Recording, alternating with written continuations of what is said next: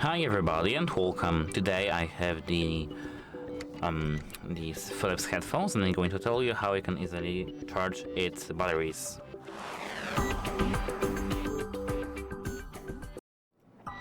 So, at first we have to prepare ourselves the plate that is exactly here, and it comes with the box, and as you can see we have to mount the antenna.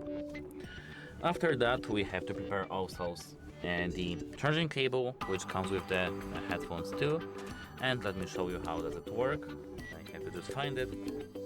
Here, it looks like that. Don't plug this cable into your headphones because it's not suitable and you just couldn't plug it in. You have to plug this into your transmitter here. Now they are here. As you can see here we have power and it's working. So now how to charge our headphones.